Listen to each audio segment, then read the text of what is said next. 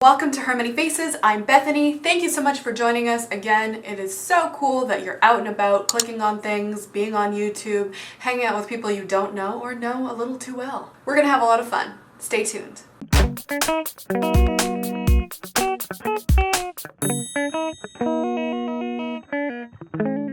So today I just wanted to do something simple, something easy, something you need and maybe I need. Let's talk about gifts. It is Christmas. It is December, and if you're looking at this video, you might be a little desperate. You might be wondering if you're gonna have enough time to buy a gift, or you might be in your last ditch effort of trying to figure something out for a person. So here are some ideas for gifts for friends, family, loved ones, people you don't know, neighbors, you name it. The first category we will talk about today is subscriptions. Subscriptions are super hot. Frickin' everything has a subscription now, whether we like it or not. Just tell by my tone, I don't like it. But there are various kinds of subscriptions. You have your subscription boxes. You could get a monthly subscription or just a single one-time subscription to an art box, makeup box, music box, craft box, cheese box, wine box, any type of box you can think of. I'm sure it already exists. So that is one version of a subscription. The other subscription is games. There's a lot of different gaming subscriptions out there that you can pick if you know that your friend or loved one is a gamer. And last but not least, you can also think about doing some streaming subscriptions. That's right.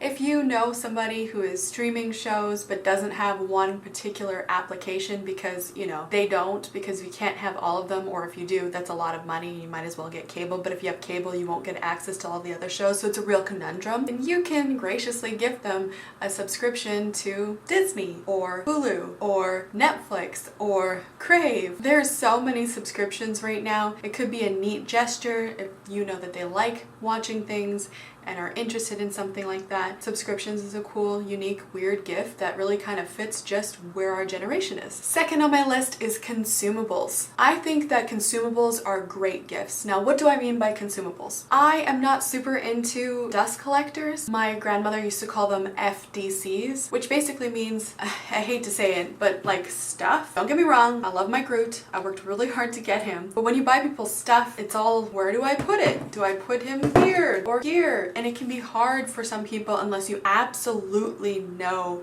that they want a specific thing because they're a collector, they absolutely love it. Stuff, especially in this age of COVID where we're all living in our spaces and are trying to get rid of as much stuff as possible because we realize it's slowly choking us to death. Stuff is kind of not where I'd go, but consumables are anything that you can consume. Technically, candles are consumables because you use them and they will slowly get used up and then you can get rid of them. Food is a consumable, so snacks, cookies, soup, vegetables, fruit, whatever you can think of as far as an eating thing, that's a consumable. Drinks are a consumable, such as tea, wine, beer, water. I assume cans of air, anything like that. Consumables are good. I would even classify makeup as a consumable because typically you use it and therefore you're eventually going to run out of it, so it's not just sitting somewhere. So as long as you know specifically skincare, makeup, things that they're interested in using, then it's really no big deal to get them that type of consumable. So that is our second thing on the list, consumables.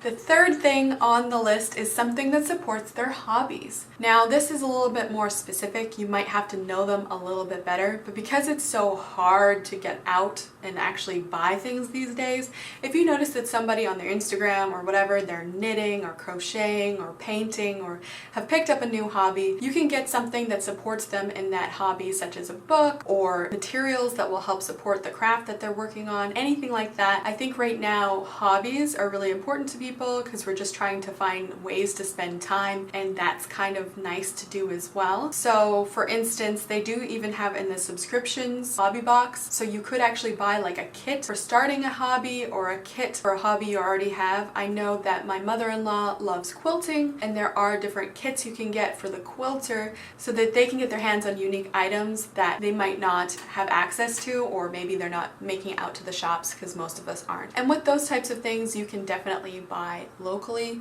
and really find something that's within your area and feel like you're supporting small businesses. So it's a nice gesture and a good way to like support the community and support those businesses. Number 4, I would suggest making a video for your loved ones. I think grandparents would particularly like that, or aunts or uncles. You can do something very specific in the video, addressing them, talking to them, showing them things. I think that, you know, virtual meetings are really cool too, but if you send a video, a memento, something they can look back on and rewatch another time. So if you make something very specific for them, you can use your phone. It doesn't take much. Just come up with something creative, make them a memory that they can watch and let them know that you're thinking about them. You can hold up a piece of paper with all the ways that you love them, with all the ways that you miss them, or your favorite parts about them as people, anything like that. I think sending videos or photos, a hard copy photo. I know some elderly people don't get a chance to get on computers or anything like that. So really focusing on sharing yourself, those types of memories with people that are at a far distance. I know this year I'm trying to get photos into our Christmas cards. I haven't finished that yet. That's just one of the other options that you can do. Along the lines of number 4, I would say call people. Make sure to call people. The gift of hearing from you, whether it's a virtual call or just a landline, dude, go out of your way. Call people you haven't called in forever. You make it a priority to call and actually talk to people. That's a really great gift. We don't have to go above and beyond, buy presents, buy stuff. People are more interested that you care about them, and nothing says I care like reaching out and taking the time on the phone or in a virtual call or a virtual meeting. That is under the number 4. Number 5, it kind of is lumped in there. If you could give a gift that, like, again, I talked about pictures and stuff like that, that's kind of goofy, it's kind of fun, such as a puzzle, but it's a picture of you or your family or your dog, or a coffee mug or a t-shirt. Now, I know I said FDCs, dust collectors, people don't want more stuff. However, when it comes to something very memorable or funny, I think making people laugh is going to be very important this holiday season. Yes, we can commiserate and feel mournful of what we feel like we've lost this year, but joy is also a great gift. And if you can make people laugh with something funny, like a t-shirt you make where it's the 2 of you or anything like that, I think that that's going to go over really, really, really well this year. So those are my 5 ideas for gift giving this year. I hope it helps you at least get the thought bubble going, and I hope that you do find the best way to show your love and affection and appreciation for the